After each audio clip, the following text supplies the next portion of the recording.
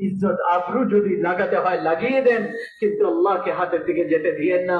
আল্লাহ তাআলা আপনার হয়ে যাবে তো সব আপনার হয়ে যাবে, যদি আল্লাহ আপনার না তাহলে কিছুই আপনার না। ফেরাউনের বান্দি মুসলমান হয়ে গেল, ফেরাউনের বান্দি মুসলমান হয়ে গেল। দেখেন আমাদের জন্য ইমানের সবক এটা।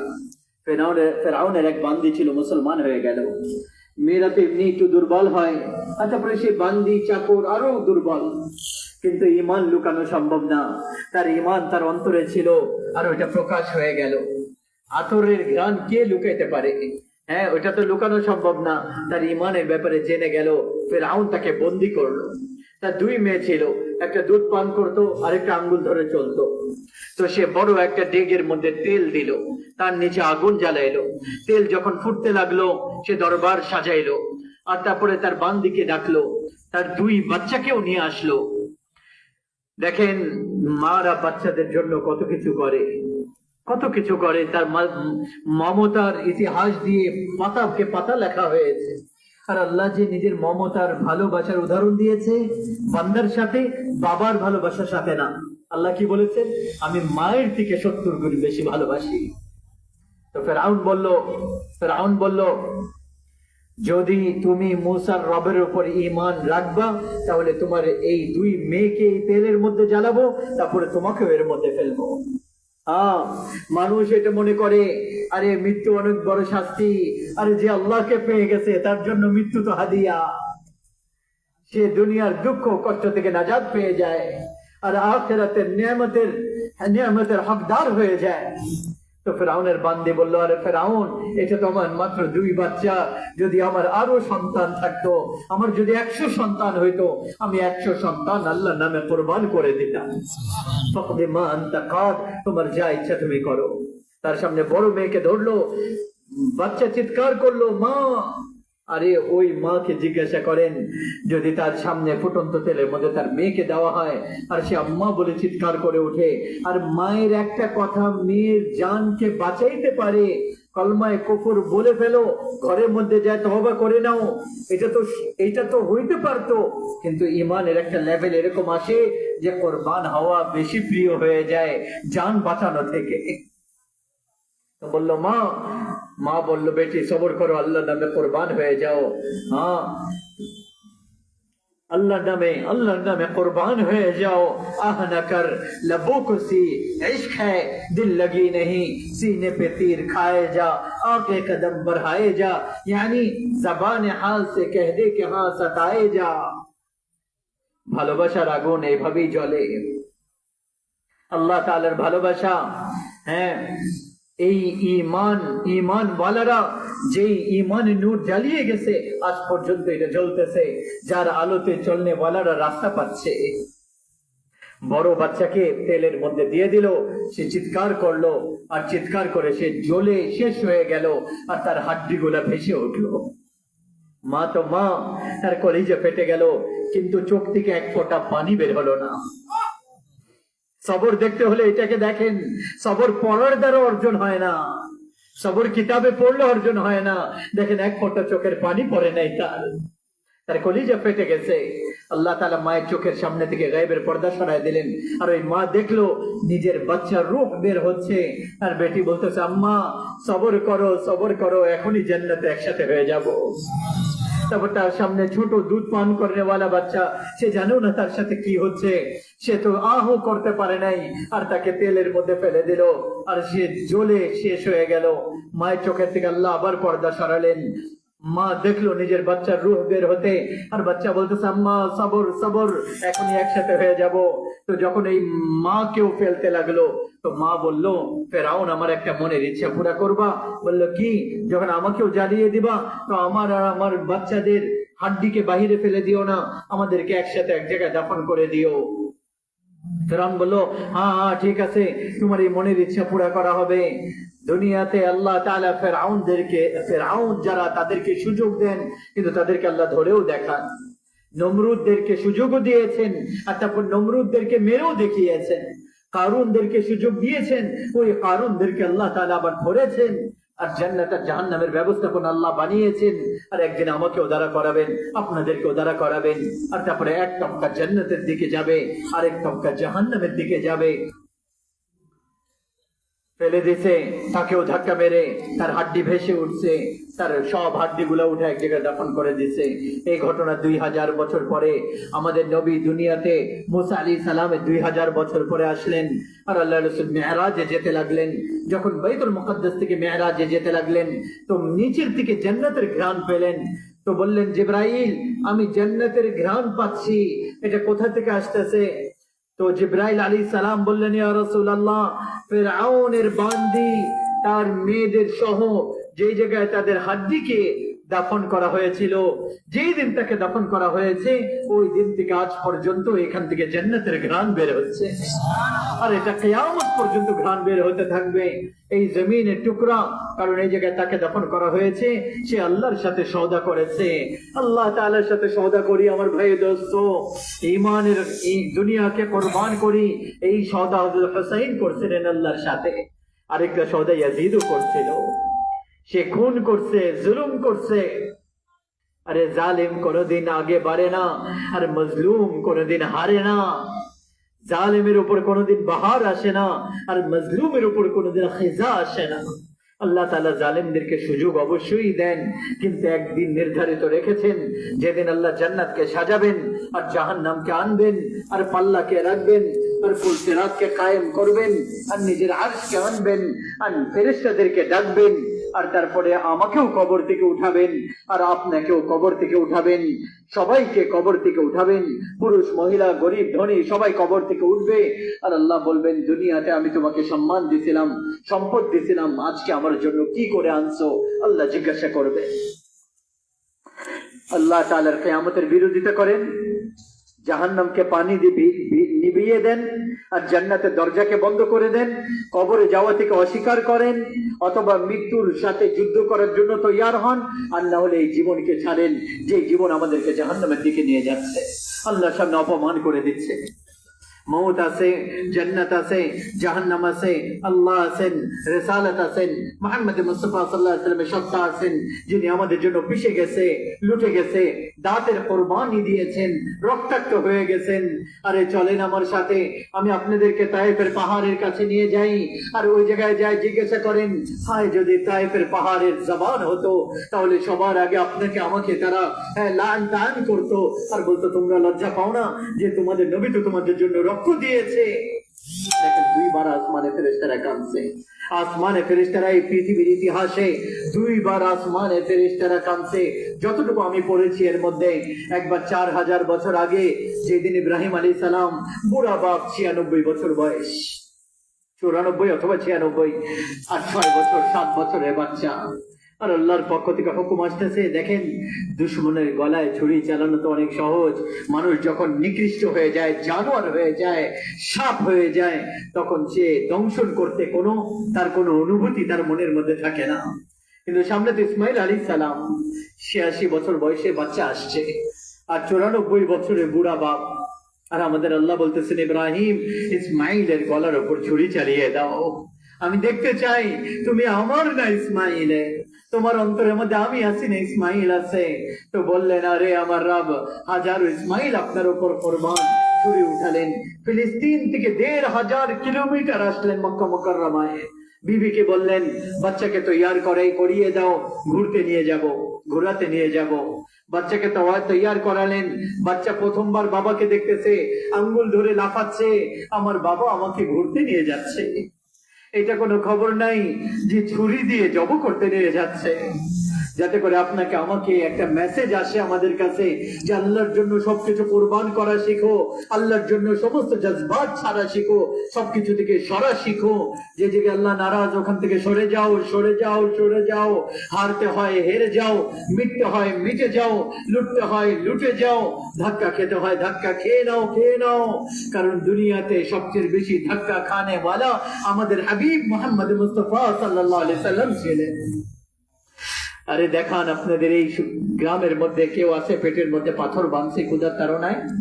আমি আপনাদেরকে দেখাই, আল্লাহ রসুল মসজিদে নববীতে এক সাহাবী এসে বললেন, ইয়া রাসূলুল্লাহ, আমার পেটে দেখেন ক্ষুধার কারণে আমি পেটের মধ্যে পাথর বাঁধছি, ক্ষুধার কারণে আমি সোজা হয়ে দাঁড়াতে পারতেছি না।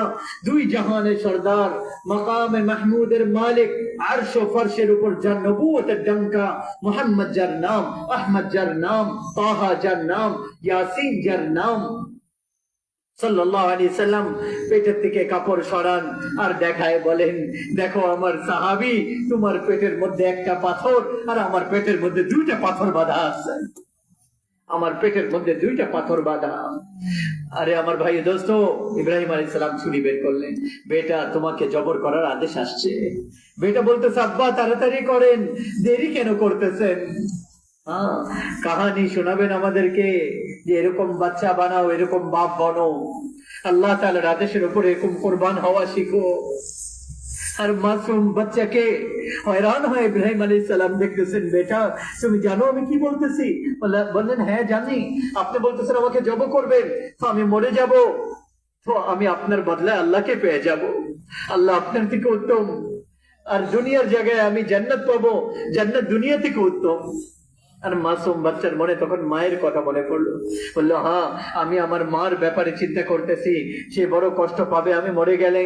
তো নিজের কাপড় খুললেন আর জামা খুলে দিলেন আর বললেন, আব্বা আমি যখন মরে যাব তো এই জামা সামলিয়ে রাখেন, এটা আমার মাকে দিবেন, এইটা আমার আলামত তার কাছে থাকবে, যখনই কখনো আমাকে মনে করবে তো আমার জামা একটু দেখে নিবে, আর আপনি আপনার জামা দিয়ে আমাকে এখানে কাফন পরিয়ে এই জায়গায় দাফন করে দিয়েন, আমার শরীর থেকে কল্লা আলাদা হয়ে গেলে আমার মার কাছে নিয়ে যেয়েন না, সে দেখে সহ্য করতে পারবে না, এখানে দাফন করে দিয়ে। আর আব্বা আমার হাত পা বাঁধে, আমাদের কাছে একটা পেগাম পৌঁছাইছেন, আল্লাহর জন্য এরকম কোরবান হইতে হয়। আমরা টাকার জন্য মারামারি করি, পদবীর জন্য মারামারি করি, জমিনের জন্য মারামারি করি, একজন আরেকজনের রক্তের পিপাসার্থ হয়ে গেছি। কি আখিরাত আমাদের সামনে নাই? কি জান্নাত কি নাই? জান্নাত বন্ধ হয়ে গেছে, জাহান্নাম কি নিভিয়ে দিয়েছেন? কি আমার জন্য কি কবরের টুকরা নির্ধারিত না? কি আপনার জন্য জান্নাতে জান্নাত কবরের টুকরা নির্ধারিত না? মুনকার নাকির কি আপনার আমার কাছে আসবে না? 96 বছরে বুড়া বাবা বাচ্চার কষাইয়ের মতো হাত পা বাঁধতেছে, যেরকম বকরির হাত পা বাঁধি আমরা।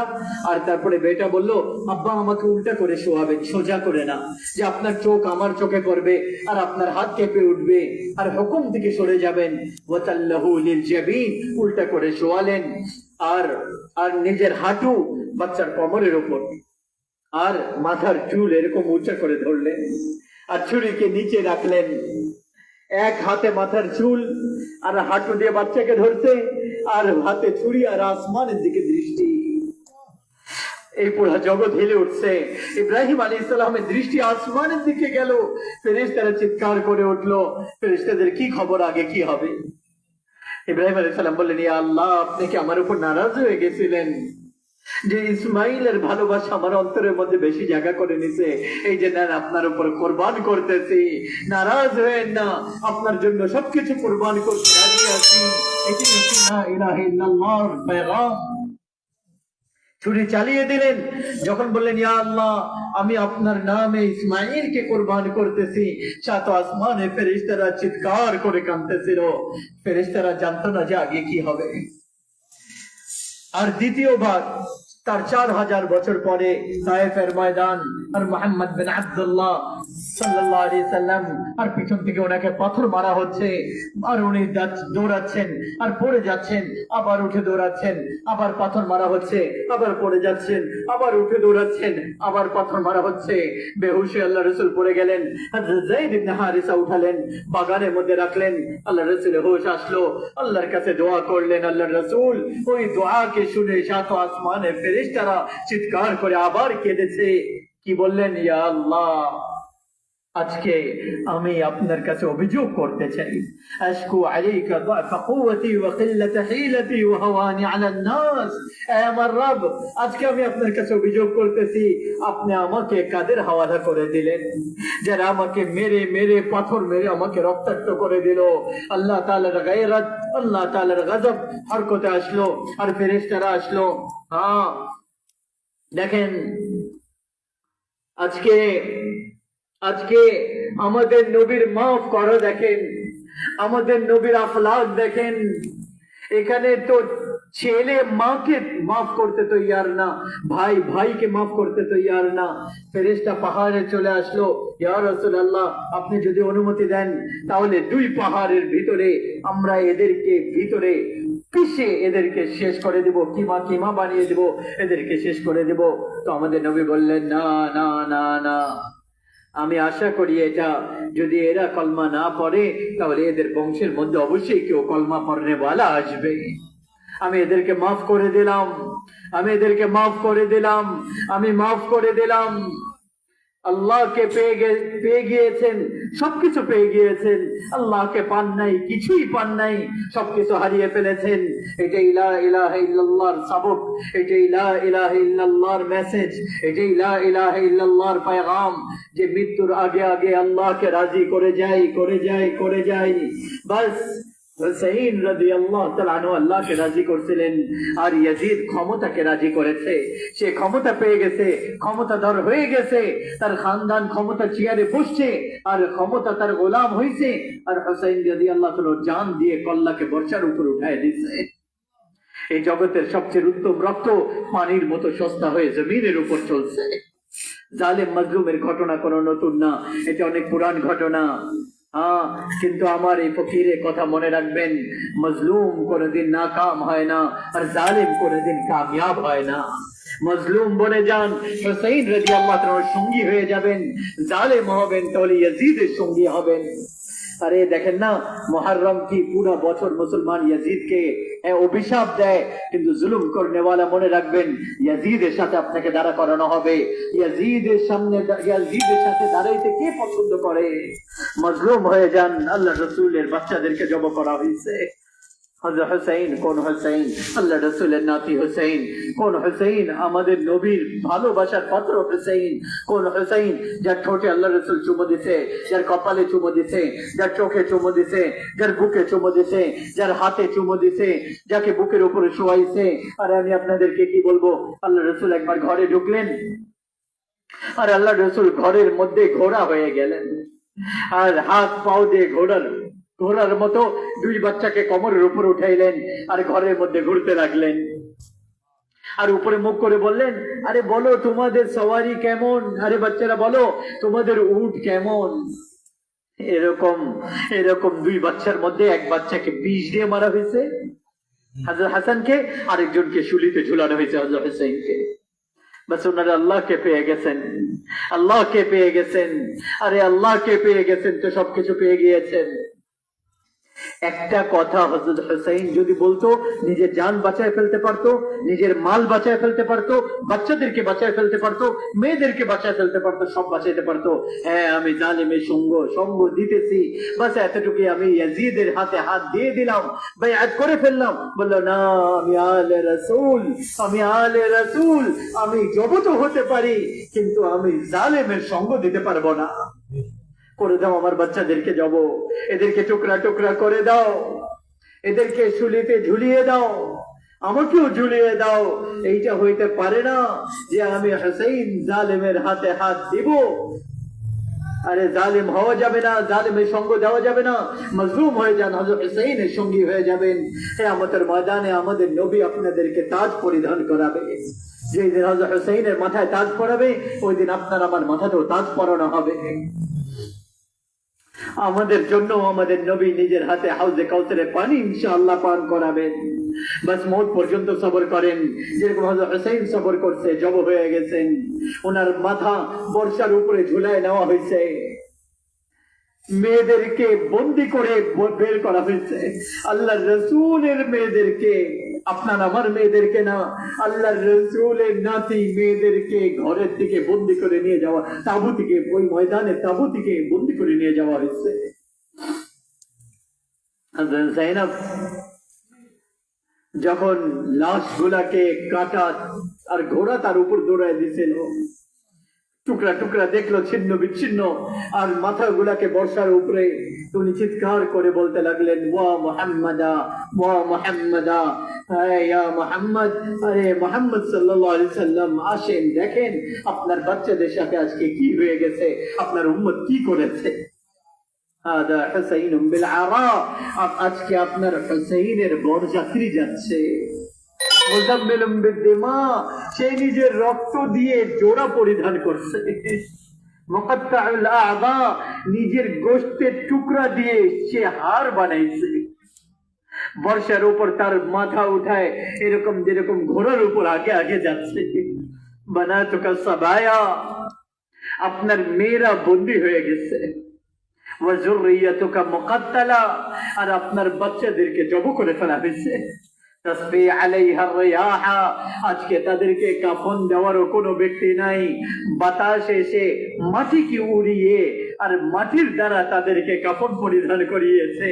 এই মাথা যখন ইবনে জিয়াদের সামনে রাখা হলো, ইবনে জিয়াদ কামবাখ, তার হাতে একটা লাঠি ছিল আর সে অহংকারে সিংহাসনে বসেছিল আর বলতেছিল আমি আমার দুশমনদেরকে শেষ করে ফেলছি। বলেন ইবনে জিয়াদের কি মৃত্যু আসে নাই? ইয়াজিদ কে মরে নাই? কি জালেম মরবে না? মজলুম মরে গেছে তো জালিম কি বেঁচে যাবে? মাকতুল মরে গেছে কে কাতিল বেঁচে থাকবে?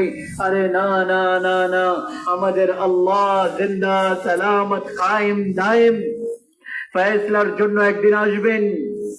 হুসাইন রাদিয়াল্লাহু তাআলার মাথা যখন ইবনে জিয়াদের সামনে রাখা হয়েছে, তার হাতে একটা লাঠি ছিল, সে ঠোঁটের মধ্যে এরকম মারতে লাগলো, খোঁচা মারতে লাগলো আর বললো এরকম সুন্দর চেহারা আমি আজ পর্যন্ত দেখি নাই। নিজেই বলতে লাগলো, আবার খোঁচা মারলো। রাজা আনাস পাশেই ছিলেন, উনি দাঁড়িয়ে বললেন আরে বদবখত, এই লাঠি এখান থেকে সরাও। আমি এই ঠোঁটের মধ্যে আল্লাহর রাসূলের ঠোঁটকে আমি কতবার লাগতে দেখছি। হ্যাঁ আমার ভাই দোস্ত, আমাদের সামনে তো এরকম ইতিহাস। কেন আমরা একজনের পিছনে পড়ে গেছি? আমরা কেন জালেমের সঙ্গ দিতেছি? কেন আমরা একজনের রক্তের পিপাসার্থ হয়ে গেলাম? আরে মৌত কি আপনাকে মারবে না? আমাকে মারবে না? আল্লাহ তাআলা কিয়ামত কায়েম হবে না? জান্নাত কি নাই? জাহান্নাম কি নাই? কে আল্লাহ তাবারক ওয়া তাআলা কি ঘুমিয়ে পড়ছেন? নাউজুবিল্লাহ। আল্লাহর ফেরেশতারা কি দুর্বল হয়ে গেছে? আল্লাহ তাআলা কি জাহান্নামকে নিভিয়ে দিয়েছেন? আল্লাহ তাআলা জান্নাতকে বন্ধ করে দিয়েছেন? আরে আমরা তো কালমা পড়নে ওয়ালা মুসলমান, আমরা তো মুসলমানের ভাই হয়, তার রক্তের পিপাসার তো হয় না, তার মালের উপর সে আক্রমণ করে না, তার সম্মানের উপর সে আক্রমণ করে না। মুসলমানকে ছোট অপমান করে না, মুসলমানকে জলিল করে না। মুসলমান ভাই, আমরা এক জাতি না, আমরা এক উম্মত, আমরা এক জাতি না, আমরা এক উম্মত। আর আমাদের ভিতরে কালমা লা ইলাহা ইল্লাল্লাহ মুহাম্মাদুর রাসূলুল্লাহ আছে। এটা আমাদের অনেক বড় পুঁজি। একজন মুসলমান যে নামাজও পড়ে না, রোজাও রাখে না, হজও করে না, যাকাতও দেয় না, আর সব গুনাহ তার ভিতরে আছে, কিন্তু সে কলমা পড়নে ওয়ালা মুসলমান যদি হয়, তাকেও আল্লাহ তাআলা ভালোবাসেন। সে যদি তওবা করে, তার থেকে প্রিয় আল্লাহর কাছে আর কেউ থাকবে না, কারণ তার ভিতরে লা ইলাহা ইল্লাল্লাহ লুকানো আছে।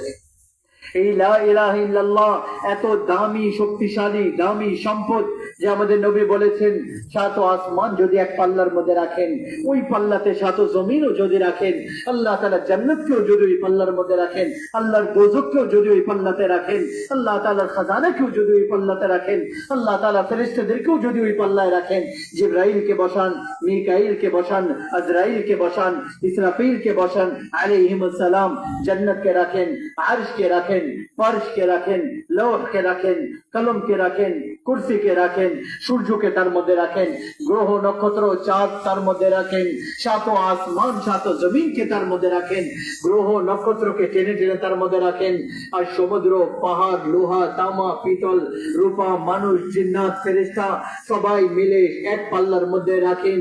ওই পাল্লার মধ্যে রাখেন আর ছোট একটা কাগজের মধ্যে লা ইলাহা ইল্লাল্লাহ লিখে আরেকটা পাল্লার মধ্যে রাখেন, আর তারপরে ওটাকে ওজন করেন। তো আমাদের নবী বলেছেন লা রাজাহাত বিহিন্না লা ইলাহা ইল্লাল্লাহ।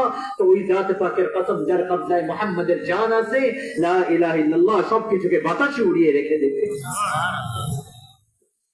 যে সারা জীবনে কোনোদিন সিজদা করে নাই, কিন্তু সে বলে লা ইলাহা ইল্লাল্লাহ মুহাম্মাদুর রাসূলুল্লাহ, একেও আল্লাহ ভালোবাসেন, এ আল্লাহ তাআলার পিয়ারা। ফাইন তাবু ফাআনা হাবিবুহুম, তুমি তওবা করো, আল্লাহ বলেন তুমি আমার প্রিয় হয়ে যাবা। মুসলমান, কালমা পড়নে ওয়ালা, আমরা মুসলমান, আমরা এক উম্মত। আমাদের নবী আমাদেরকে উম্মত বানিয়েছেন, ও সাম্মাকুমুল মুসলিমিন, উনি আমাদের নাম মুসলমান রাখছেন। বাকি ওয়াজআলনাকুম শুউবান ওয়া কাবাইল লিতাআরাফু, এগুলো পরিচয়ের জন্য। হ্যাঁ, চিটাগঙ্গের, নোয়াখালীর, ঢাকার, আমেরিকান, আফ্রিকান, উর্দুওয়ালা, জাপানিজ, ফ্রেঞ্চি, হ্যাঁ, এগুলা সব আমাদের আইডেন্টিটির জন্য, আমাদের পরিচিতির জন্য। কিন্তু আমরা এক উম্মত, এই মহিলা, এই পুরুষ, এই জওয়ান, এই বুড়া, আমরা সবাই উম্মত কাল জাসাদিন ওয়াহিদ, আমরা এক শরীরের মতো, এক মুসলমান। সাত জমিন আসমানের থেকে আল্লাহ তাআলার কাছে বেশি প্রিয় একজন মুসলমান, সাত জমিন আসমান থেকে আল্লাহর কাছে বেশি ভালোবাসার পাত্র। দেখেন না ফরমাবরদারদের কথা, যারা নেককার তারা তো নেককার, গুনাহগারের ব্যাপারে আমাদের আল্লাহ কি বলতেছেন? ইয়া ইবাদি يا عبادي الذين أسرفوا على أنفسهم لا تقنطوا من رحمة الله। এ আমার বান্দা, কোরআনের লেহজা বোঝার চেষ্টা করে। এ আমার বান্দা, এ আমার বান্দা, কত ভালোবাসা এই শব্দের মধ্যে। এ আমার বান্দা, কত মোহাব্বত আছে এর মধ্যে, কি মিষ্টান্ন আছে এর মধ্যে। এ আমার বান্দা, কি মধু আছে এর মধ্যে। কোন বান্দারা? নেককার, মুফতি, হ্যাঁ, ইমাম, আর মুহাদ্দিস, আর তাবলীগ ওয়ালা, আর মুফাসসির। না না না না না না না না, হ্যাঁ, আপনাদের মতো আল্লাহর ওয়ালি, না না না, তাহাজ্জুদ গুজার, না না না না না না, নেককার, উমরা করনে ওয়ালা, হজ করনে ওয়ালা, না না। ইয়া ইবাদি, ইয়া ইবাদি, এ আমার বান্দা। যেরকম মা বলে না, এ আমার কলিজার টুকরা, বলে না, এ আমার কলিজার টুকরা। তো এই মায়ের ভালোবাসায় যে মমতা আছে, এই শব্দের মধ্যে এটা কেউ তর্জমা করে, ট্রান্সলেট করে বোঝাতে পারবে না। ইয়া ইবাদি, এর মধ্যে যে ভালোবাসা আছে, এটার কোনো তর্জমা নাই। এ আমার বান্দা, এটা না, এ আমার বান্দা। ভালোবেসে আল্লাহ বলতেছেন এ আমার, আমার বলতেছে। হ্যাঁ, মা বলে না, আমার কলিজার টুকরা, আমার বাচ্চা, আমার চাঁদের টুকরা। এর মধ্যে কিরকম ভালোবাসা থাকে, এটার কে তর্জমা করতে পারবে? তো আমাদের আল্লাহ বলতেছেন এ আমার বান্দা। কোন বান্দারা? হ্যাঁ, নোয়াখালীর পুরুষ মহিলা নেককার তারা? না না না, আল্লাযীনা আসরাফু আলা আনফুসিহিম। আল্লাহ এরকম বলতেছেন এ আমার নাফরমান বান্দারা, এ আমার গুনাহগার বান্দারা, এ আমার। আগে আমার বলতেছে। আজকে তো মা বাবার কথা বাচ্চারা না শুনলে বলে তুই আমার না, তুই আমার রক্ত না, তুই আমার রক্ত না, তোকে তেজ্জু পুত্র করে দিলাম। আর এত গুনাহ করার পর আল্লাহ কি বলতেছে? তুমি আমার বান্দা, তুমি আমার বান্দা, তুমি আমার বান্দা, আমার বান্দা, তুমি আমার। তুমি কেন ভয় করতেছো? কতটুকু তোমার গুনাহ? মাটি ভরে গেছে, জমিন ভরে গেছে তোমার গুনাহ দিয়ে, আসমান ভরে ফেলছো, আসমান পর্যন্ত তোমার গুনাহ চলে গেছে। আরে না না না, অল্পই তো তোমার একটু গুনাহ। লা তাকনাতু মির রাহমাতিল্লাহ, ইন্নাল্লাহা ইয়াগফিরুয যুনুবা জামিআ। আমার রহমত থেকে তুমি নৈরাশ হয়ো না, তোমরা তওবা করো, আমি তোমার সমস্ত গুনাহ মাফ করে দেব। তুমি তওবা করনে ওয়ালা বনো, আমি তোমার সমস্ত গুনাহকে মাফ করে দেব। ইয়া ইবাদি আল্লাযীনা আসরাফু আলা আনফুসিহিম, হে আমার গুনাহগার বান্দারা, আসো, চলে আসো, আমাকে রাজি করো, আমাকে খুশি করো। মান তাকাররাবা ইলাইয়া তালাক্কাইতুহু মিন বাঈদ। তুমি আমাকে রাজি করতে আসবা, আমি আল্লাহ আগে বেরে তোমাকে ইস্তেকবাল করব। হ্যাঁ, আমি যদি কারোর সাথে রাগ করি আর সে আমাকে রাজি করতে আসে, আমি তাকে ইস্তেকবাল করব না, মুখ ফিরায় বসে থাকবো, আরো তাকে কথা শোনাবো। হ্যাঁ, আর আমাদের আল্লাহ কি বলেন? আরে যে আমাকে রাজি করতে আসে, আমি আল্লাহ আগে বেরে তাকে ওয়েলকাম জানাই, হ্যাঁ, তাকে সমাদর করি। আর আল্লাহ বলেন আমি কবে থেকে তোমার অপেক্ষায় ছিলাম, তুমি তওবা করবা আর আমি মাফ করব, তুমি তওবা করবা আর আমি তোমার গুনাহ মাফ করব। এই জন্য আমার ভাই দোস্ত, আল্লাহকে নিজের বানাই, যেটা তার দরবারে নত হলে হবে। দেখেন, আমাদের গুনার কোনো হাইসিয়ত নাই আল্লাহর সামনে। বনি ইসরায়েল এক ব্যক্তি 99 জনকে খুন করছে, তারপর তার মনে খেয়াল আসছে আমি তওবা করব। একজন ইবাদত গুজারের কাছে গেল আর তাকে জিজ্ঞাসা করলো যে আমি 99 জনকে খুন করছি, আমার তওবা হইতে পারে? তো সে বললো আরে কোনো অবস্থাতেই না, তুমি অনেক বড় জালেম, তোমার কোনো তওবা নাই। তার রাগ উঠলো আর একেও কতল করে দিল। তারপর কিছুদিন পরে আবার খেয়াল আসলো আমি তওবা করি। তো সে একজন আলেমের কাছে গেল আর তাকে যা জিজ্ঞাসা করলো যে আমি 100 জনকে খুন করছি, আমার তওবা হইতে পারে? তো বললো বেটা কেন হবে না, তওবা অবশ্যই তোমার তওবা হবে। আমাদের আল্লাহ তাআলা একটা উদাহরণ দেন। আল্লাহ কি বলেন, আমার বান্দা তুমি এত গুনাহ করো, এত গুনাহ করো যে এই পুরা জমিন ভরে যায়, এই মহাশূন্য ভরে যায়, গ্রহ নক্ষত্র চাঁদ ভরে যায়। এত গুনাহ করো যে আসমানের ছাদ পর্যন্ত চলে যায়, জমিন থেকে গুনাহ উঠতে উঠতে আসমানের ছাদ পর্যন্ত চলে যায়।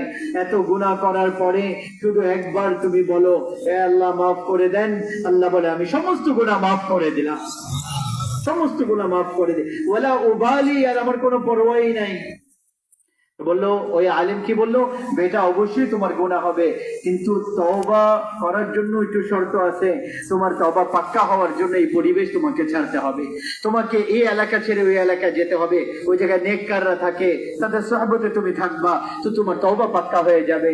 তো সে বললো আমার যদি তওবা পাক্কা হয়ে যায়, আমাকে আল্লাহ মাফ করে দেয়, আমি সব করতে তো ইয়ার আছি। সে গাঠি উঠাইলো। এই যে তবলিগ ওয়ালারা বলে না, আরে ঘর ছাড়ো, মসজিদের পরিবেশে যাই, কিছুদিন থাকো, তোমার তওবা পাক্কা হবে, তোমার আল্লাহর সাথে সম্পর্ক হবে। আর নিজের তওবাকে পাক্কা করো, আর না হলে তোমার এলাকার পরিবেশ তোমাকে আবার নোংরা করে দেয়, আবার গুনার মধ্যে নিয়ে যায়, সঠিক রাস্তায় তুমি থাকতে পারো না। তো ওই যুবক বের হলো, আর রাস্তার মধ্যে মৃত্যু আসলো। যখন বুঝলো মরে যাবে, সে রাস্তার মধ্যে পড়ে হাত সামনের দিকে, তার হাত আগে, আর পুরো শরীর এরকম আগের দিকে ছড়ানো। আল্লাহ তাবারক ওয়া তাআলা আমাদেরকে এই ঘটনা শোনাবেন। তো আল্লাহ দুই ফেরেশতা পাঠালেন, জান্নাতের ফেরেশতাও, জাহান্নামের ফেরেশতাও। জাহান্নাম ওয়ালারা বলতে লাগলো আরে এ গুনাহগার, একে হাতকড়ি লাগাও। জান্নাত ওয়ালারা বললো এ মেহমান, এর মাথায় তাজ পরিধান করাও। জাহান্নাম ওয়ালারা বললো তওবা সম্পূর্ণ, এখনো তওবা পুরা হয় নাই, এখনো নেককারদের শহরের মধ্যে সে পৌঁছতে পারে নাই, মৃত্যু চলে আসছে। আর জান্নাতের ফেরেশতারা বললো না না না না, তওবা তো ইরাদার দ্বারাই হয়ে যায়, ইরাদা করে ফেলছে, তওবা হয়ে গেছে। আমাদের মেহমান। আল্লাহ তাআলা আরেকজন ফেরেশতা পাঠালেন, যাও মধ্যখানে ফয়সালা করো। কি ফয়সালা করো? সে যে জায়গায় মারা গেছে তুমি দেখো নেককারদের এলাকার সে কাছে নাকি তার এলাকার কাছে, হ্যাঁ, যে এই দূরত্ব মাপো। যদি ঘরের কাছে হয় তাহলে সে জাহান্নামে যাবে, আর যদি নেককারদের এলাকার কাছে তাহলে জান্নাতের ফেরেশতা তাকে জান্নাতে নিয়ে যাও। আমার আল্লাহর এটা ফয়সালা। কিন্তু হায় আমার আল্লাহ, আমাদের আল্লাহ, ঘটনা কি ছিল? সে আসলে ঘরের কাছে ছিল আর নেককারদের এলাকা থেকে দূরে ছিল। কিন্তু যখন মাপতে লাগলো, আল্লাহ তাআলা এই দিকের জমিনকে বললো যেটা নেককারদের এলাকার কাছে, আল্লাহ তাআলা ওই জমিনকে বললো কাছে চলে আসো, কাছে চলে আসো। আর তার যে এলাকার জমিন ছিল ওইটাকে বললো তুমি দূরে সরে যাও। এদিকের জমিনকে দূরে সরিয়ে দিল, আর নেককারদের জমিনকে কাছে নিয়ে আসলো। যখন মাপা হলো তো সে নেককারদের এলাকার কাছে পাওয়া গেল। আল্লাহ বলল নিয়ে যাও জান্নাতে, আমি তাকে মাফ করে দিলাম। আরে এই ব্যক্তি তো বনি ইসরাইলের ব্যক্তি, আমরা তো মুহাম্মদ মুস্তাফা সাল্লাল্লাহু আলাইহি সাল্লামের উম্মতি। এক বনি ইসরাইলের এক ব্যক্তি, তার নাম ছিল কেফেল। কি নাম? কেফেল। প্রতিদিন রাত্রে বেলা নতুন মেয়ে টাকা দিয়ে নিয়ে আসতো আর ব্যভিচার করতো, মদ খাইতো আর ব্যভিচার করতো, মুখ কালো করতো। এক রাতে এক মেয়েকে 60 দিনার, 60 দিনার মানে 30 ভরি স্বর্ণ দিয়ে এক মেয়েকে নিয়ে আসলো এক রাতের জন্য।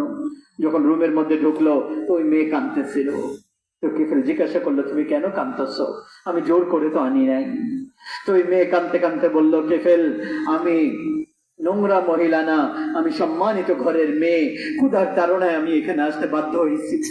আমি এরকম বলি যখন ধনীরা মালদাররা যাকাত দেয় না তখন গরিবদের মেয়েরা নিলাম হয়ে বাজারে চলে আসে। এই জন্য মালদারদেরকে বলি, সম্পদশালীদেরকে বলি যে আল্লাহ তাআলার নামে খরচ করেন, গরিবদের মেয়েদের সম্মান বাকি থাকবে। তো কিফিল যখন দেখলো আর শুনলো, তার চোখের পানি দেখলো আর তার কথাকে শুনলো, তো তার ওই নিকৃষ্ট পাথর মন কি চোখের পানি কাজ করলো।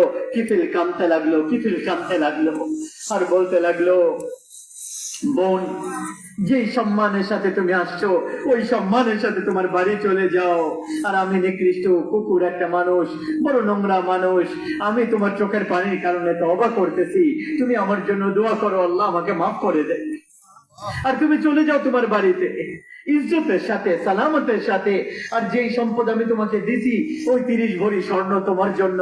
ওই মেয়ে বাড়িতে গেল, আর কিফিল জানে না এরপরে কি হবে। কিছুক্ষণ পরে কিফিল মরে গেল। কিছুক্ষণ পরে যৌবনে মৃত্যু চলে আসলো। কিফিল এটা জানে না যে তার জীবনের কয়েক ঘন্টা মাত্র বাকি ছিল। পুরা জীবন ব্যভিচার মদের মধ্যে অতিবাহিত হয়েছে। শেষে কয়েক ঘন্টা আগে তওবা করছে। তো আমাদের আল্লাহ কি করে দেখালেন? আরে আল্লাহ তাআলার বনে যাই। হাত জোরে বলতেছি, আল্লাহ তাআলার বনে যাই। আল্লাহকে নিজের বানিয়ে নেই, আল্লাহকে নিজের বানিয়ে নেই, আল্লাহকে নিজের বানিয়ে নেই। আল্লাহর সাথে বন্ধুত্ব করে ফেলি, আল্লাহ তাআলার সাথে ইয়ারি করি, আল্লাহ তাআলার সামনে মাথা নত করি, একজন আরেকজনকে মহাব্বত করি। এই ব্যক্তি এরকম ছিল, এই কিফিল। যদি কালকে তার লাশ কেউ পেত, তার লাশকে কেউ কাফন দাফন করতো না। এরকম নিকৃষ্ট মানুষ তাকে মনে করত। সে এরকম জালেম, বদমাশ, নাফরমান ছিল। কিফিল মুসা আলাইহিস সালামের উম্মতি, আর আপনি আমি মুহাম্মদ মুস্তাফা সাল্লাল্লাহু আলাইহি সাল্লামের উম্মতি। আমাদের সমস্ত মুসলমান ভাইরা মুহাম্মদ সাল্লাল্লাহু আলাইহি সাল্লামের উম্মতি। আমাদের পিছনে মুহাম্মদ সাল্লাল্লাহু আলাইহি সাল্লামের চোখের পানি আছে, আমাদের পিছনে আল্লাহ রাসূলের দোয়া আছে, আমাদের পিছনে আল্লাহ রাসূলের ফরিয়াদ আছে। এই বনি ইসরাইল গুনাহগারের জন্য কি করলেন আল্লাহ তাআলা দেখেন। যদি এই ব্যক্তিকে সকাল বেলা পাওয়া যেত মৃত এই অবস্থায়, কেউ তার কাফন দাফন করতো না, কেউ গোসল দিত না, কেউ দাফন করতো না, পাথর মেরে তাকে শেষ করে দিত। কিন্তু সকাল যখন হলো, সবাই কি দেখলো? কিফিলের দরজার উপর অনেক বড় একটা, এই যে যেরকম পিছনে ব্যানার লাগানো, এরকম তার দরজার উপর পুরা গেটের উপর ব্যানার লাগানো, তার গেটের উপর ব্যানার লাগানো। আর কি লেখা তার মধ্যে? ইন্নাল্লাহা কাদ গাফারা লিল কিফলি। আরে মানুষ শুনে রাখো, আল্লাহ তাআলা কিফিলকে মাফ করে দিয়েছে। কি মানে মাফ করে দিয়েছেন? যাও তার কাফন দাফনের ব্যবস্থা করো, যাও তার গোসল দাও। হ্যাঁ, আমি কিফিলকে মাফ করে দিয়েছি। আমার মুহতারাম ভাই ও দোস্ত, আমাদের আল্লাহ তাআলার সাথে নিজের সম্পর্ক স্থাপন করি। আর আল্লাহ তাআলার সাথে সম্পর্ক স্থাপন হয় তওবার দ্বারা, আল্লাহ তাআলার দরবারে হাজিরি দেওয়ার দ্বারা, আর মুহাম্মদ মুস্তাফা সাল্লাল্লাহু আলাইহি সাল্লামের গোলামির সাথে। আল্লাহ তাআলা একজন সত্তাকে ভালোবাসছেন, উনি হচ্ছেন মুহাম্মদুর রাসূলুল্লাহ। একজনকে উনি মুহাম্মদ ভালোবাসছেন, উনি মুহাম্মদুর রাসূলুল্লাহ। একজনকে নিজের হাবিব বানিয়েছেন, উনি মুহাম্মদুর রাসূলুল্লাহ। একজনকে খাতামুল আম্বিয়া বানিয়েছেন, উনি মুহাম্মদুর রাসূলুল্লাহ। একজনকে হাবিবুল্লাহ বানিয়েছেন, উনি মুহাম্মদুর রাসূলুল্লাহ। একজনকে পুরা জগতের নবী বানিয়েছেন, উনি মুহাম্মদুর রাসূলুল্লাহ। একজনকে রাহমাতুল লিল আলামিন বানিয়েছেন, উনি মুহাম্মদুর রাসূলুল্লাহ সাল্লাল্লাহু আলাইহি ওয়াসাল্লাম। একজনকে শাফিয়ে মাহশর বানিয়েছেন, উনি মুহাম্মদুর রাসূলুল্লাহ। একজনকে সাকিয়ে কাউসার বানিয়েছেন, উনি মুহাম্মদুর রাসূলুল্লাহ। একজনের হাতে জান্নাতের চাবি দিয়েছেন, উনি মুহাম্মদুর রাসূলুল্লাহ সাল্লাল্লাহু আলাইহি সাল্লাম। একজনের জন্যই জান্নাতকে আলাদাভাবে সাজিয়েছেন, আর উনি ছাড়া জান্নাতের দরজা খুলতে পারবে না, উনি মুহাম্মদুর রাসূলুল্লাহ সাল্লাল্লাহু আলাইহি সাল্লাম। আল্লাহ তাআলার সাথে সম্পর্ক করার, ওইটা আপনি হন, ওইটা আমি হই, আমাদের মেয়েরা হয়, আমাদের বাচ্চারা হয়, গরিব হয়, ধনী হয়, সবার জন্য একটাই রাস্তা, একটাই রাস্তা। ওইটা হচ্ছে, ওটা কি? ওটা মুহাম্মদুর রাসূলুল্লাহ সাল্লাল্লাহু আলাইহি ওয়াসাল্লামের রাস্তা। অন্য কোন রাস্তায় কেউ আল্লাহ তাআলার প্রিয় মাহবুব হইতে পারবে না। আল্লাহ রাসূলের তরিকার উপর আসি, ওনার রাস্তার উপর আসি, ওনার জিন্দেগিকে নিজেদের জিন্দেগি বানিয়ে নেই। আমাদের নবীর জীবনকে আল্লাহ হেফাজত করে আমাদের কাছে পৌঁছাইছেন। এই জগতের সবচেয়ে উত্তম, সবচেয়ে আলা, সবচেয়ে আজমাল, সবার থেকে আকমাল ওনার বাপ দাদার নাম আদম আলাইহিস সালাম পর্যন্ত আল্লাহ তাআলা হেফাজত করে আমাদের কাছে পৌঁছাইছেন।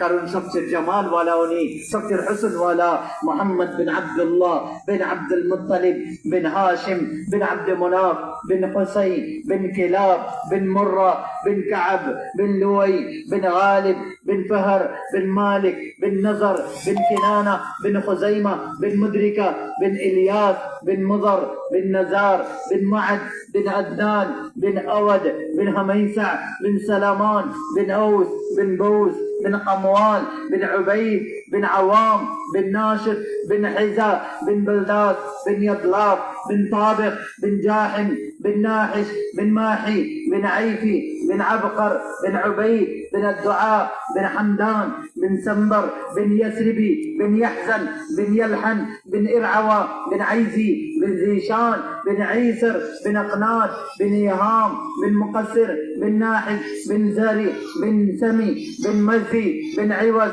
بن عيرام بن قيدار بن إسماعيل بن إبراهيم بن آزر بن راعو بن سروج بن رعو بن فائج بن عابر بن الفخشاد بن سام بن نوح بن لامق بن متوصالح بن إدريس بن يرد بن ملهلئيل بن قينان بن آنوس بن شيس بن آدم عليه الصلاة والسلام.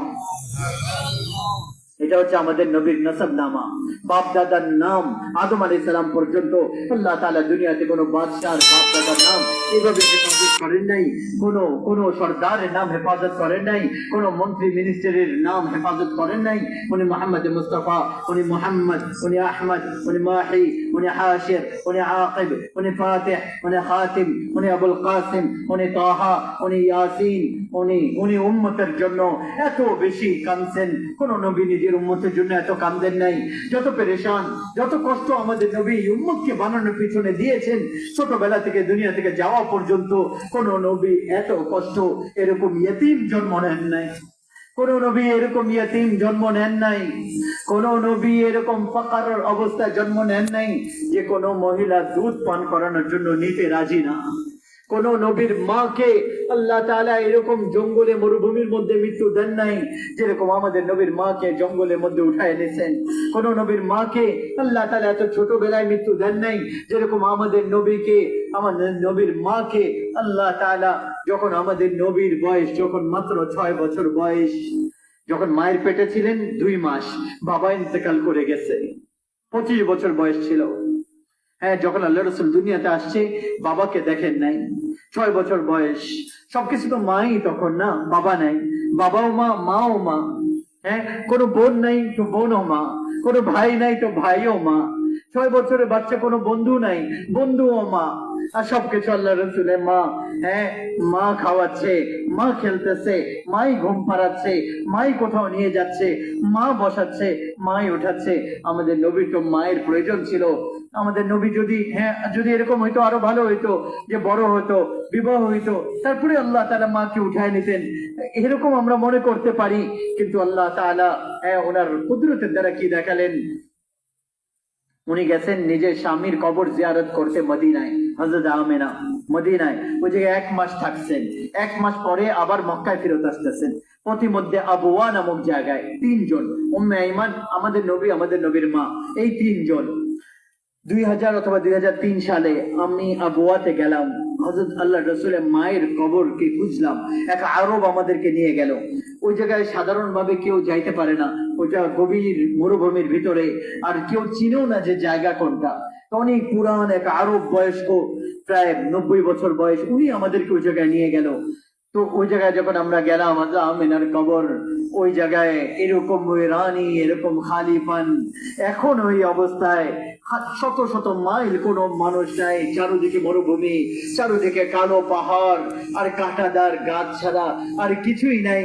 আর ছোট ছোট কাঁটাদার গাছ আর বড় বড় পাথর আর বড় বড় পাহাড়, কালো আর কালো পাহাড়, আর চারোদিকে 2003-4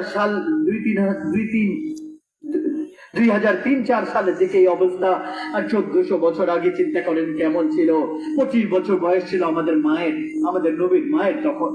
আল্লাহ রাসূলের বাবাও 25 বছর বয়সে দুনিয়া থেকে গেছেন, আল্লাহ রাসূলের মাও 25 বছর বয়সে দুনিয়া থেকে গেছেন। বুকের মধ্যে চাপ দিয়ে ধরে ওই জায়গায় পড়ে গেলেন। আরে এই মৌত যদি মদিনায় আসতো, আল্লাহ রাসূলকে নানি বাড়ির মানুষরা সামলিয়ে নিত। যদি মক্কায় হতো তাহলে চাচার বাড়ি, দাদা বাড়ির মানুষরা সামলিয়ে নিত। কিন্তু এই মরুভূমির মধ্যে, জঙ্গলের মধ্যে আমাদের আল্লাহ তাআলা ওনার মাকে কিভাবে কেন নিয়ে গেলেন? কারণ আমাদের কাছে একটা খবর পৌঁছিয়েছেন, দেখো দেখো তোমাদের নবীর সমস্যা দেখো, তোমরা সহ্য করে নাও, নত হয়ে যাও, সবর করে নাও, আল্লাহ তার রাসূলকে রাজি করতে যায়, পান করে নাও, সহ্য করে নাও। সম্মানের তাজ তোমাদের তকদীরে মুকদ্দার আল্লাহ তাআলা লিখে দিয়েছেন। ইজ্জত তোমাদের তকদিরে আল্লাহ লিখে দিয়েছেন, হিকমত তোমাদের তকদিরে আল্লাহ লিখে দিয়েছেন, জান্নাত তোমাদের তকদিরে আল্লাহ লিখে দিবেন। জালেমের সঙ্গ কোনোদিন দিও না। মজলুমকে আল্লাহ তাআলা কোনোদিন একা ছাড়েন নাই, আর জালিমের সঙ্গ আল্লাহ কোনোদিন দেন নাই। মজলুম যদি কাফের হয় না, তাও আল্লাহ তাআলা তার সাথ দেন, আর মুসলমানকে তো আল্লাহ দিবেনই। এই জন্য আমার ভাই দোস্ত দেখেন, কোরবান যায়। আমার মা যখন ইন্তেকাল করছে না, আমার 42 বছর বয়স, 41 বছর বয়স, কিন্তু আমি সহ্য করতে পারি নাই। আর আমাদের নবীর বয়স তখন মাত্র 6 বছর বয়স। আর মা বুকের মধ্যে ধরে ওই জায়গায় পড়ে গেছেন, আর দিক পরিবর্তন করতেছেন, কখনো ডাইনে কখনো বামে। আর আমাদের নবী আম্মা আম্মা করে চিৎকার করতেছিলেন, আর কোনো উত্তর দিচ্ছেন না মা। আর দেখেন না, হার্ট অ্যাটাকই হয়তো বা হয়েছিল। ওই সময় তো রোগের কোনো নাম ছিল না, কোনো কিতাবে তো নাই, কিন্তু যে বর্ণনা হাদিসের মধ্যে রিওয়ায়েতে পাওয়া যায়, ঐতিহাসিকরা যে রিওয়ায়েত বলছেন, আম্মা আমিনার কপালে আর শরীর থেকে ঘাম ঝরতেছিল, আর বুকের মধ্যে হাত দিয়ে চাপ ধরে পড়ে গেছিলেন। হয়তো বা উনি হার্ট অ্যাটাক করে পড়ে গেছিলেন। যদি ওই জায়গা আমরা দেখতাম যে জায়গায় হযরত আমিনা ইন্তেকাল করছেন, আমরা এত আরামে থেকে কিভাবে বুঝবো আমাদের নবীর উপর কি অবস্থা আসছিল, দো জাহানের সর্দারের উপর কি কি কঠিন কঠিন পরীক্ষা আসছে, কি কি দুঃখের রাস্তা উনি পার করেন নাই। আরে দেখেন, দুঃখী বনে মরে যান, জান্নাতের সুসংবাদ আল্লাহ তাআলার পক্ষ থেকে পেয়ে যাবে। জালেম বনে মরবো না, জালেম বনে মরবো না, আর না হলে মৃত্যুর ব্যথা আপনাকে সবকিছু ভুলিয়ে দিবে, মৃত্যুর একটা ঝটকা সবকিছু শেষ করে দিবে, কবরের অন্ধকার কোঠরি সবকিছু আপনাকে ভুলিয়ে দিবে। তখন আমাদের নবী বলতেছিলেন, আম্মা কোন উত্তর আসতেছে না। তখন মা সমস্ত হিম্মতকে জমা করে কিছু কথা বললেন। বেটা, কুল্লু হাইয়িন মাইয়িত ওয়া কুল্লু জাদীদিন বাল ওয়া ইন্নী যালাফতু তুরহা। এটা আমাদের নবীর মায়ের শেষ কথা ছিল। আমাদের নবীকে বললেন, প্রতিটা যৌবন অবশ্যই শেষ হয়ে যাবে, আর প্রতিটা জীবিতকে মৃত্যুবরণ করতে হবে। আমার মনে হচ্ছে আমার সময় শেষ হয়ে গিয়েছে, কিন্তু আমি একটা বাচ্চাকে জন্ম দিয়েছি যে পুরো জগৎকে পবিত্র করে দিবে, আলোকিত করে দিবে। আর জান বের হয়ে গেল, আর আমাদের নবী মায়ের বুকের উপর মাথা রেখে কাঁদতেছিলেন। কেউ চোখের পানি মুছনেওয়ালা নাই, এক গোলাম বান্দি দাঁড়িয়ে আছেন, উনি কি সান্ত্বনা দিবেন? উনারও তো বুক পাথর হয়ে গেছে। এলাকা থেকে কিছু মানুষ এসে পাথর দিয়ে কবর বানাইছে, 50 ফিট উপরে ওনার কবর, একটা ছোট টিলার উপরে। তো যখন উম্মে আইমান নিচে নেমে গেছে, পিছনে তাকায় দেখলেন বাচ্চা নাই। 6 বছরের বাচ্চা কোথায় গেল? তো উনি আবার উপরে উঠলেন, দেখলেন আল্লাহ নবী মায়ের কবরকে এরকম জড়ায় ধরে কাঁদতেছে, মায়ের কবরকে জড়ায় ধরে রাখছে, পাথর গুলাকে। আর যখন উম্মে আইমান রাদিয়াল্লাহু তাআলা আনহার কাছে গেলেন, তখন আমাদের নবী বলতেছিলেন, আম্মা আপনি তো জানতেন আপনি ছাড়া আমার আর কেউ নাই, আপনি আমাকে ছেড়ে কোথায় চলে গেলেন? না আমার বাবা আছে, না আমার ভাই আছে, না আমার বোন আছে। আমরা তো সেই নবীর উম্মতি যিনি মায়ের কোলের থেকে কোরবানি শুরু হয়ে গেছে, আর আমরা নিজেদের একটু মনকে খুশি করার জন্য অন্য মানুষকে কষ্ট দিতেছি, নিজের ঘর আবাদ করার জন্য আরেকজনের ঘর খালি করতেছি। কি মৃত্যু আসবে না? নিজের সম্মানের জন্য আরেকজনকে অসম্মানিত করতেছি, আরেকজনকে অপবাদ দিতেছি। জান্নাত কি বন্ধ হয়ে গেছে? জাহান্নাম কি নিভে গেছে? উনি তো দো জাহানের সর্দার ছিল, ফুলের স্টেজে উনাকে আল্লাহ জন্ম দিতেন। জিবরাইল আলাইহিস সালাম নিজে খিদমতের জন্য আসতে পারতেন, কিন্তু ওই জায়গায় 6 বছরের বাচ্চা। এই মাদেরকে জিজ্ঞাসা করেন, 6 বছরের বাচ্চার জন্য কিরকম ভালোবাসা অন্তরের মধ্যে থাকে। বাবারা তো বেশিরভাগ সময় বাইরে কাটায়, মাদেরকে জিজ্ঞাসা করে 6 বছরের বাচ্চা, মা তার মায়ের কবর জড়ায় ধরে বাচ্চা কাঁদতেছে। দু জাহানের সর্দার উনি মোহাম্মদ মুস্তাফা সাল্লাল্লাহু আলাইহি ওয়াসাল্লাম, উনি মোহাম্মদ, উনি আহমদ, উনি মাহি, উনি হাশির, উনি আকিব, উনি ফাতিহ, উনি খাতিম, উনি আবুল কাসিম, উনি তাহা, উনি ইয়াসিন, উনি মুজাম্মিল, উনি মুদ্দাসির, উনি রাহমাতুল লিল আলামিন, উনি শাহিদ, উনি মুবাশশির, উনি নাযীর, উনি দাঈ ইলা আল্লাহ, উনি সিরাজুম মুনীর, উনি হাদি, উনি মাহদি, উনি রাশিদ, উনি রশিদ, উনি নাসির, উনি মনসুর, উনি আমির, উনি নাহি, উনি উনি উনি মুদরি, উনি কুরাশি, উনি মদনী, উনি মক্কি, উনি হিজাজি, উনি নজারি, উনি মুহাম্মদুর রাসূলুল্লাহ সাল্লাল্লাহু আলাইহি ওয়াসাল্লাম, মুহাম্মদ মুস্তাফা সাল্লাল্লাহু আলাইহি ওয়াসাল্লাম মায়ের কবরকে জড়ায় ধরে বলতেছে, আম্মা আপনার তো কবর ছিল, আপনি ছাড়া আমার আর কেউ নাই, আপনি আমাকে ছেড়ে কোথায় চলে গেলেন, আমি আপনি ছাড়া কোথায় যাব? বেঈমান ওনাকে ধরলেন আর বললেন, উঠো বেটা মুহাম্মদ। উনি বললেন, আম্মা আমাকে একটু থাকতে দেন। উনিও মা ছিল, উনি উনি উনি ওনাকে দুধ মা ছিল। তো বললো, আমি আমি থাকতে চাই আমার মায়ের সাথে। জোর করে ওনাকে কোলের মধ্যে নিয়ে মক্কা পর্যন্ত আমাদের নবী কিভাবে কাঁদছেন, ছোট বাচ্চা 6 বছরের, কি কেঁদে কেঁদে আল্লাহকে বলতেছিলেন।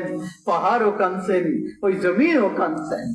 আবওয়া নামক জায়গা, আবওয়ার মাটি ভিজে গেল আল্লাহ রাসূলের চোখের পানি দিয়ে, আর ওই পাহাড় গলে গেল। আর আমাদের কাছে একটা সবক আর পেগাম পৌঁছাইলো যে মুহাম্মদ মুস্তাফা সাল্লাল্লাহু আলাইহি সাল্লাম যেরকম সত্তার উপর যদি দুঃখ কষ্ট আসতে পারে, তাহলে উম্মতের উপরেও আসবে।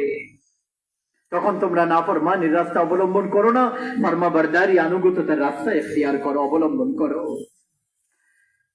এই কষ্ট এরকম কঠিন ছিল যে বিদায় হজে আল্লাহ রসুলের 63 বছর বয়স, 57 বছর অতিবাহিত হওয়ার পরে মা ইন্তেকাল করেছেন। আল্লাহ রসুল যখন আবওয়ার কাজ দিয়ে অতিবাহিত হচ্ছিলেন, আল্লাহ রসুল উটনির লাগামকে মায়ের কবরের দিকে ঘোরায় দিলেন। 70,000 কাফেলা পিছনে, আবওয়ার ময়দানে সবাই অপেক্ষা করতেছে, কাফেলার ওই জায়গায় থাকার, ওই জায়গায় সবাই অপেক্ষা করতেছে।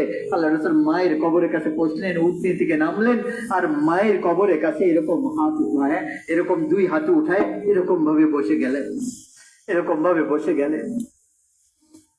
আর 2 পায়ের মধ্যেখানে এরকম মাথা ঢুকায়, চেহারা ঢুকায়। এপ্রিলের কঠিন গরমের মধ্যে কয়েক ঘন্টা মায়ের কবরের কাছে আল্লাহ রাসূল চোখের পানি অতিবাহিত করেছেন।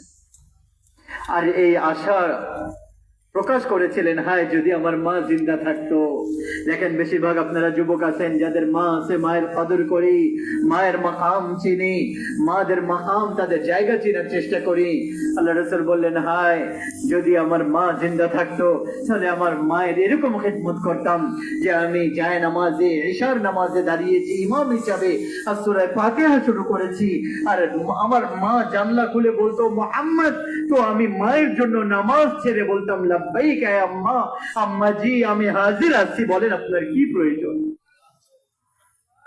আমরা মুহাম্মদ মুস্তাফা সাল্লাল্লাহু আলাইহি সাল্লামের উম্মতি, এক এক উম্মতের জন্য আমাদের নবী চোখের পানি ফেলেছেন, রক্ত প্রবাহিত করেছেন উম্মতের জন্য। দেখেন কি বয়ান করব, উহুদের যুদ্ধে উতবা ইবনে আবি ওয়াক্কাস আল্লাহর রাসূলকে পাথর মারলেন, ওই পাথর আল্লাহর রাসূলের চেহারায় লাগলো, আর আল্লাহর রাসূল পিছনে পড়ে গেলেন। পিছনে একটা গর্ত ছিল, ওই কিনারা এরকম আল্লাহ রাসূলের ঘাড়ে লাগছে, আল্লাহ রাসূল বেহুশ হয়ে গেছেন, দাঁত ভেঙে গেছে, চেহারার মধ্যে রক্তাক্ত। সাহাবারা মনে করছেন আল্লাহ রাসূল ইন্তেকাল হয়ে গেছে। আবু বকর, ওমর, আলী, তালহা, জুবাইর, সাদ ইবনে আবি ওয়াক্কাস, সাহল বিন হুনাইফ, আবু দুজানা, আব্বাদ ইবনে বিশর আর আবু কাতাদা রাদিয়াল্লাহু আনহুম আজমাইন, এই 10 জন সাহাবা আল্লাহর রাসূলকে ঘিরে রাখছিলেন, সব প্রতিহিত করতেছিলেন। এই 10 জন চিৎকার করে কাঁদতে লাগলো, আল্লাহ রাসূল শহীদ হয়ে গেছেন। আল্লাহ রাসূল একটু পরে আল্লাহ রাসূলের হোশ আসছে, আল্লাহ রাসূল চোখ খুলছেন। তো তারা এই মওকাকে গনিমত জানলো, তারা বলল, ইয়া রাসূলুল্লাহ এদের জন্য বদদুয়া করে দেন।